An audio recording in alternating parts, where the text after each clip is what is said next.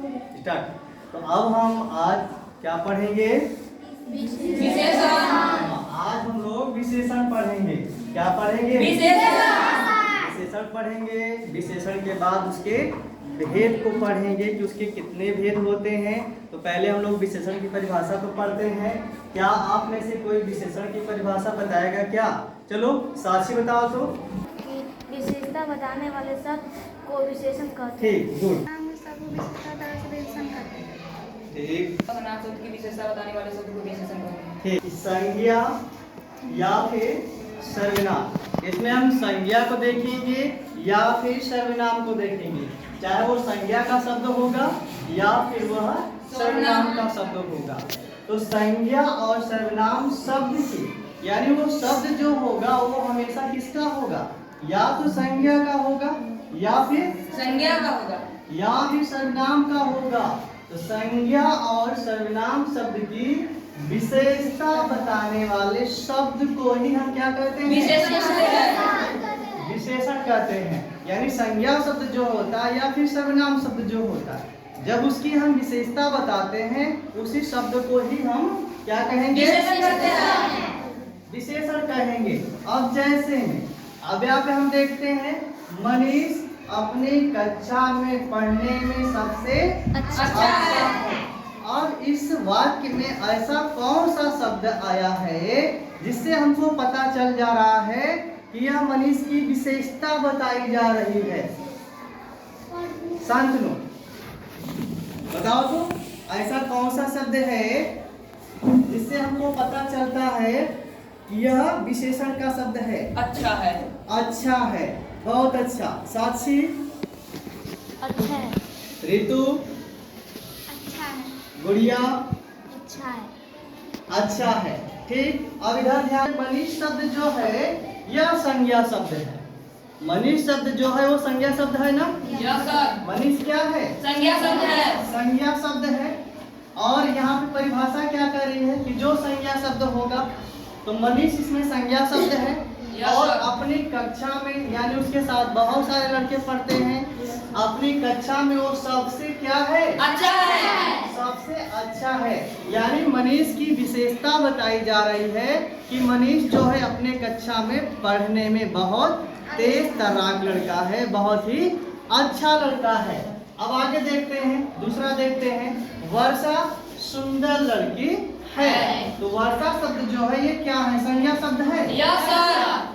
वर्षा संज्ञा शब्द है कि नहीं? Yes sir. अब वर्षा जो है वो संज्ञा शब्द है और वर्षा के बारे में बताया जा रहा है कि वर्षा कैसी है? सुंदर है। सुंदर है ना? Yes sir. तो सुंदर क्या हो गया? वर्षा की विशेषता हो गई, क्योंकि ये वर्षा के बारे में ही बताया जा रहा है कि वर्षा कैसी लड़की है? तो सुंदर है। सुंदर लड़की है। तो ये सुंदर शब्द ही क्या हो गया? विशेषण हो गया। सुंदर शब्द क्या हो गया? विशेषण हो गया। और संज्ञा इसमें वर्षा वर्षा हो गया। तो वर्षा कैसी लड़की है? तो सुंदर लड़की है। उसकी विशेषता बताई जा रही है।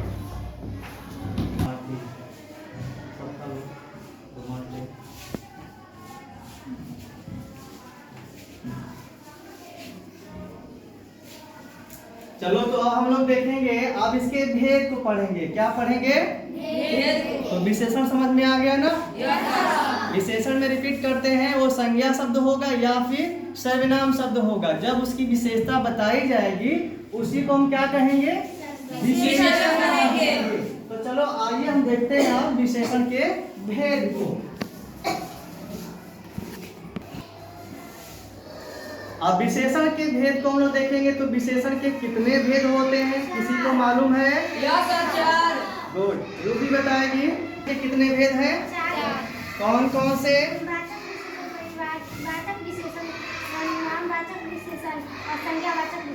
ठीक।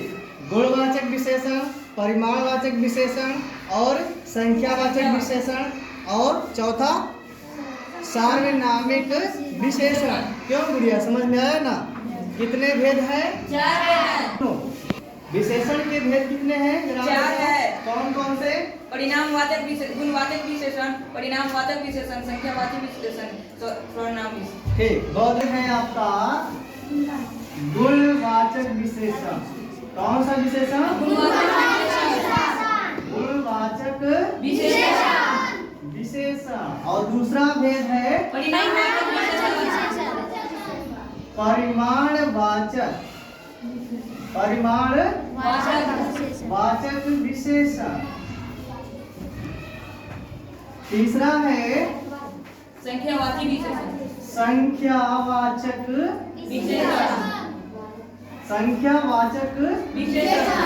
विशेषण। और चौथा जो है वो आपका है सर्वनामिक विशेषण। सार्वनामिक विशेषण। अब देखो इसके कितने भेद होते हैं? अगर कोई पूछे तो आप बताओ कि 4 भेद होते हैं। विशेषण के कितने भेद होते हैं? 4 भेद होते हैं। पहला भेद होता है गुणवाचक विशेषण, दूसरा परिमाणवाचक विशेषण, तीसरा संख्यावाचक विशेषण और चौथा विशेषण होता है सार्वनामिक विशेषण। तो इसमें हम लोग पहले देखेंगे इसको गुणवाचक विशेषण को। गुणवाचक विशेषण किसे कहते हैं? किसी को मालूम है? Yes sir. हाँ, कौन बताए? संज्ञा और सर्वनाम या किसी व्यक्ति, किसी वस्तु, रंग, रूप, वेशभूषा, भाव के विशेषता बताने वाले सब विशेषण गुणवाचक विशेषण। ठीक, चलो अब इसके 4 भेद हो गए। पहला भेद हुआ था गुणवाचक विशेषण, दूसरा भेद परिमाणवाचक विशेषण, तीसरा है संख्यावाचक विशेषण और चौथा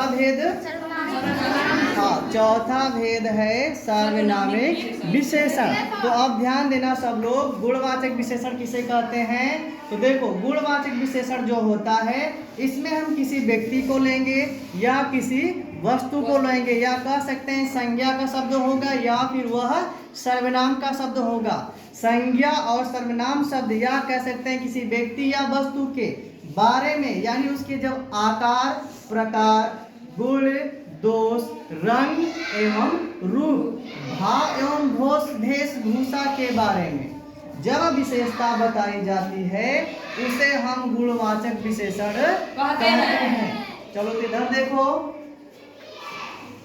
गुणवाचक विशेषण एक बार रिपीट करते हैं। देखो गुणवाचक विशेषण जो होता है इसमें हम संज्ञा को लेंगे या सर्वनाम को लेंगे। इसकी विशेषता बताने वाले को ही क्या कहते हैं? विशेषण कहते हैं। लेकिन इसमें गुणवाचक विशेषण कौन सा होगा तो उसको समझने के लिए हमें देखना पड़ेगा कि इसमें जो इसकी परिभाषा है वो क्या कहता है।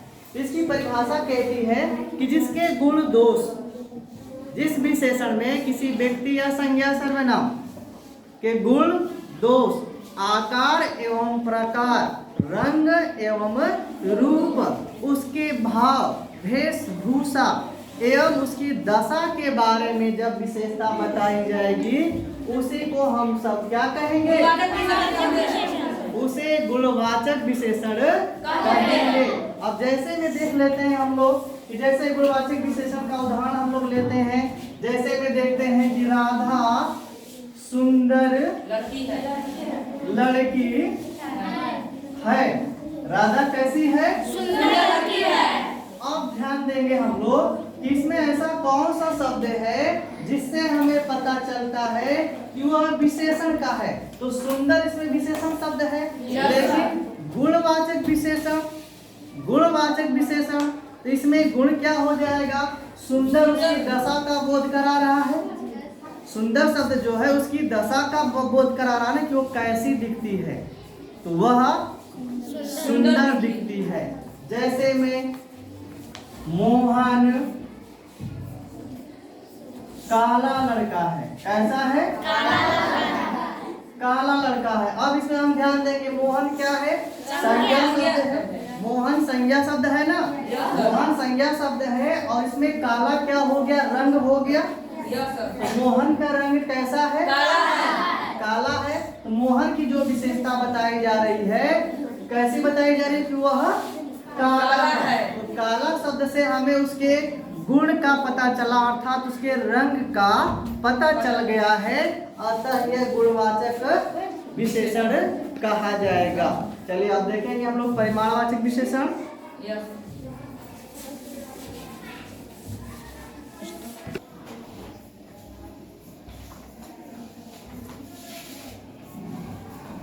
इसीलिए तो लिख ले। चलो अब हम लोग देखेंगे गुणवाचक विशेषण हम लोग समझ गए।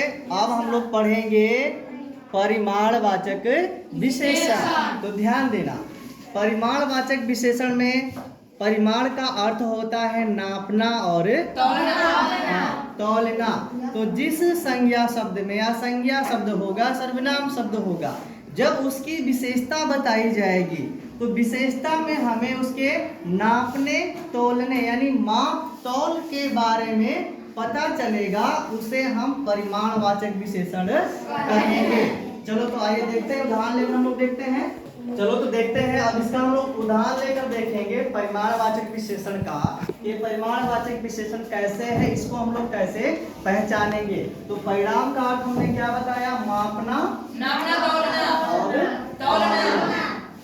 तो हमें ध्यान देना है, किस पर ध्यान देना है, मापने और तौलना। तो जैसे में यहाँ पे हम देख सकते हैं, उदाहरण लेंगे 1 मीटर कपड़ा।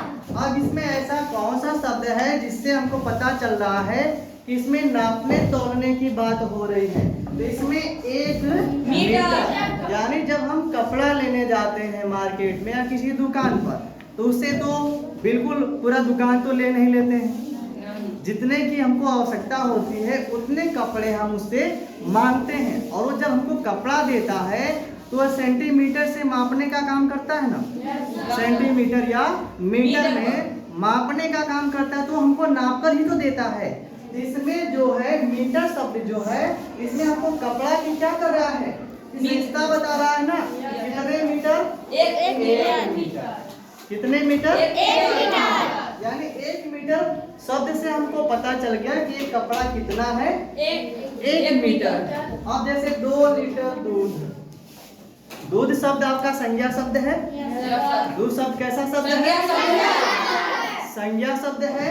अब एक कितना है, 2 लीटर।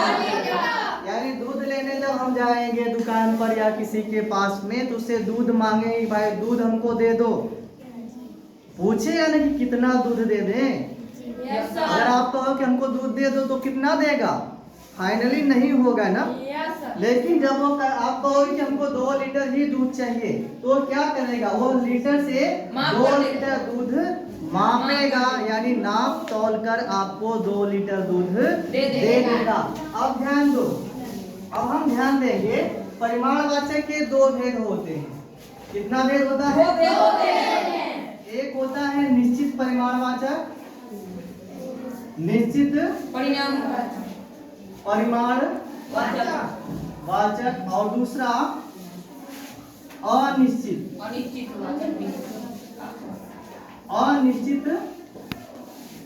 परिमाणवाचक।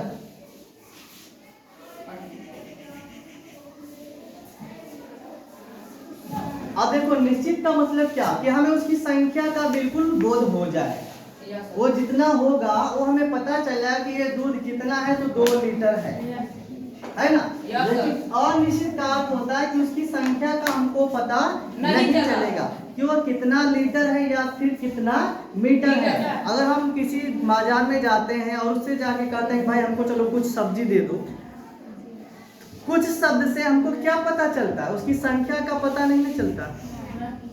कुछ शब्द से हमको ये नहीं पता चला, फाइनल नहीं हुआ कि हमको कितना चाहिए, फाइनल नहीं ना हुआ। यानी जिस शब्द से हमें पता चल जाए कि हमको कितना चाहिए, वह निश्चित वाचक या निश्चित परिमाणवाचक विशेषण हो जाएगा। और जिस शब्द से हमें उसके बारे में फाइनली पता नहीं चले, उसे हम अनिश्चित परिमाणवाचक विशेषण कहेंगे। सबको समझ में आया? चलो ठीक है।